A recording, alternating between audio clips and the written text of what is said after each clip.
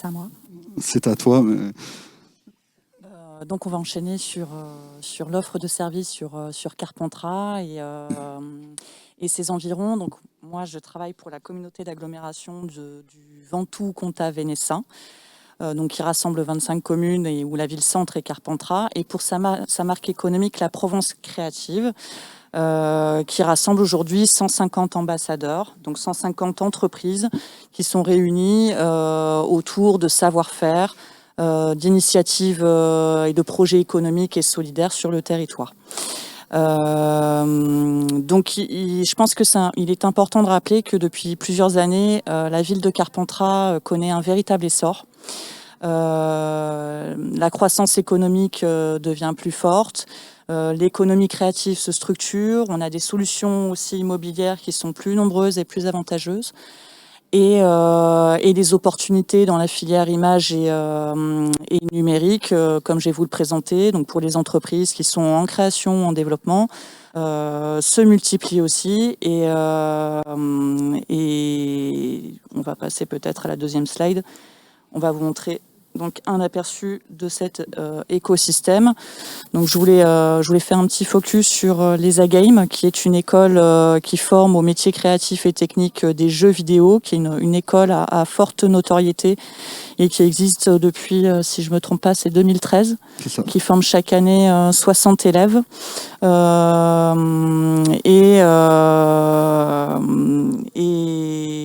et qui propose un parcours de formation, enfin 3 parcours de formation même sur 4 ans. Si tu veux ajouter peut-être quelque chose, Loïc. Mais voilà, à l'époque, ça faisait partie du travail avec Carpentras, où pour nous, c'était une évidence de compléter l'offre de formation avant de construire des argumentaires pour accueillir des entreprises. Donc les A-Games, voilà, école créée par Gilles Francescano, qui est un illustrateur de renom, notamment dans la science-fiction. Son parrain est Alain Tascan, qui est le co-créateur d'Ubisoft à Montréal et actuellement patron d'Epic Canada. Et sur l'illustration, vous pouvez voir en bas à gauche le bonheur d'accueillir John Ho. Alors John Ho, c'est l'illustrateur de Peter Jackson, son directeur artistique, qui vient donner tous les ans des masterclass. Donc imaginez de recevoir le directeur artistique de Peter Jackson donner 3 jours de cours à des gamins sur le dessin. C'est un grand événement dans la ville qui est complété aussi par des diffusions de films, etc. Donc voilà, une superbe école qui va aussi récupérer des élèves infra-bac. C'est important de le dire, c'est assez atypique. Mais voilà, où justement c'est prendre des gamins qui ont du talent et pas forcément les moyens et de les amener à avoir un diplôme et du travail dans une filière qui est en pleine expansion, qui est la filière des jeux vidéo.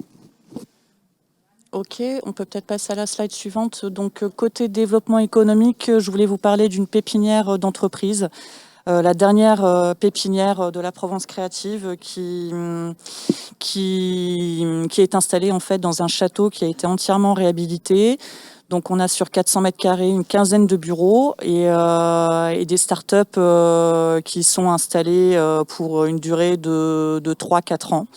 On a une start-up, parmi nos locataires actuels, on a par exemple la start-up Stimulation Déjà Vu, qui est spécialisée dans la création d'expériences sensorielles et olfactives autour de destinations comme Marseille. Donc, qui a réussi à mettre Marseille en bouteille et qui travaille aujourd'hui avec, je crois, l'Office de tourisme de Marseille pour le commercialiser. Voilà, on a des data analystes et puis on a aussi des vidéastes aussi qui sont installés dans la pépinière. Voilà. Voilà. Ben, ce qui est intéressant c'est à dire, c'est que, bon, outre le fait d'être dans un site patrimonial d'exception, parce que c'est un château, c'est une offre de bureau qui est, avec en plus l'accompagnement qui est fait pour des startups, qui est en dessous des prix du marché de l'immobilier. Donc pour un vrai accueil et pour un vrai démarrage d'entreprise. Et Stimulation Déjà Vu, parce qu'on a travaillé ensemble avec Audrey à installer cette pépite. C'est une boîte qui vient du Canada, qui est dans le cognitif, l'olfactif, Et ce qu'on est en train de faire justement, puisqu'elle est dans le cognitif, c'est la mêler avec tout ce tissu d'école, d'animation, de jeux vidéo, la gamification. Et voilà. C'est ce qu'on essaye de faire. C'est comme on est un plus petit territoire, un territoire à taille humaine, comme on dit diplomatiquement. On essaye justement de faire rencontrer les acteurs, de les mêler pour aller plus vite, voilà, plus loin, et d'avoir des outils magnifiques comme mon premier bureau. Ça nous aide justement à aller chercher des boîtes du Canada qui étaient draguées par de nombreux territoires et de très grosses villes, et justement de les accueillir chez nous. Et la filière image a énormément compté à l'installation de cette super boîte canadienne. Alors, et enfin, notre dernier projet, la gare numérique, qui est en fait une gare SNCF transformée en tiers-lieu. Donc l'idée, c'était vraiment de donner une seconde vie à cette friche industrielle qui était vraiment laissée à l'abandon depuis environ 20 ans. Et qui est complètement transformée donc, en un tiers-lieu dédié à l'innovation, au numérique et au métier de l'image. Donc c'est un projet à 4 millions d'euros. Les travaux sont en cours d'achèvement. Le lieu devrait ouvrir ses portes au printemps 2022. Donc sur 1200 mètres carrés de surface, on a différents espaces indépendants et complémentaires qui sont proposés. On a par exemple un atelier de fabrication numérique qui va mutualiser des outils et des savoir-faire vertueux dans le but de soutenir des initiatives basées sur la transformation de matériaux, le réemploi et la création artistique. On a un espace de coworking de 400 mètres carrés avec vraiment un niveau de finition haut de gamme avec 20 postes résidents et 10 postes nomades. Avec des salles de réunion en visioconférence qui seront mises à disposition des coworkers. Et on a également donc un centre d'affaires qu'il nous reste donc à commercialiser et avec 12 bureaux en location et avec un accès indépendant du reste du bâtiment. Je ne sais pas si tu peux passer peut-être à la seconde slide. On verra peut-être mieux, on va retrouver la... Voilà. Et enfin, on a donc la salle de réalité augmentée qui est donc un studio d'environ 60 mètres carrés avec une hauteur de 8 mètres sous plafond à peu près, 6 à 8 mètres. Et qui n'a pas d'équivalent en tout cas pour le moment au Vaucluse, qui est vraiment l'une des toutes premières salles de réalité augmentée du Vaucluse. Et qui profitera aux professionnels et aux étudiants qui souhaiteraient en bénéficier, qui sera mise en location à la demi-journée ou à la journée. Voilà.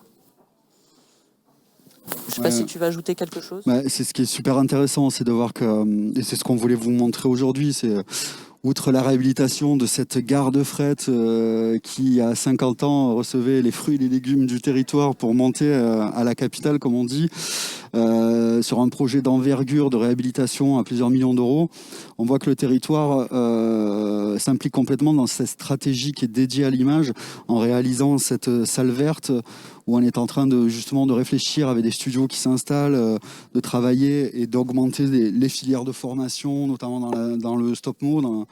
Voilà, donc malgré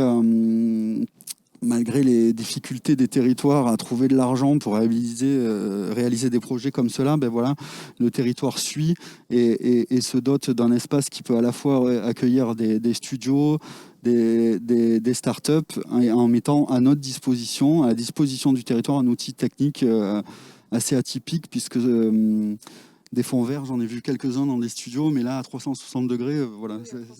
Et surtout, oui, dans un établissement public. Ouais. Un établissement public, effectivement.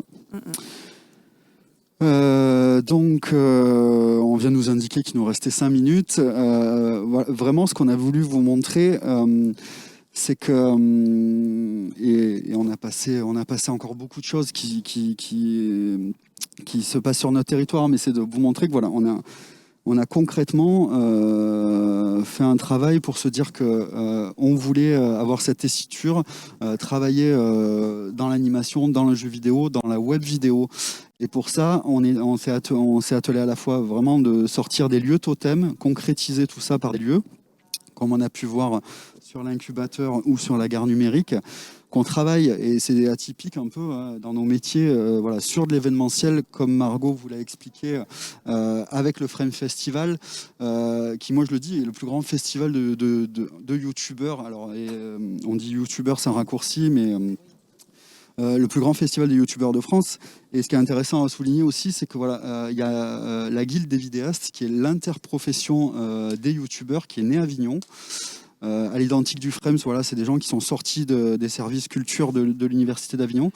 Donc l'interprofession des youtubeurs, la guilde est présente aussi lors du Frames. C'est plus de 200 youtubeurs qui sont à l'intérieur, qui travaillent avec l'Union européenne, le Conseil constitutionnel, pour justement voir comment on peut légiférer dans ces métiers nouveaux qui existent depuis quelques temps, mais voilà, donc à l'intérieur, avec la SACD, le CNC, les organismes nationaux viennent dans le sud de la France pour réfléchir sur ces thématiques, donc ça fait plaisir.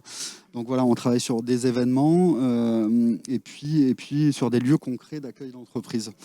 Donc voilà, un petit territoire, un territoire qu'on espère agile, et voilà, vous dire que vraiment on est en train d'installer plein de studios de jeux vidéo d'animation.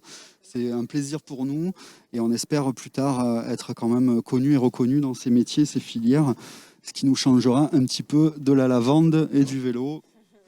La blague qu'on se dit entre nous. En tout cas, merci beaucoup Audrey, merci beaucoup Margot. Voilà, du bonheur de travailler avec vous tous les jours.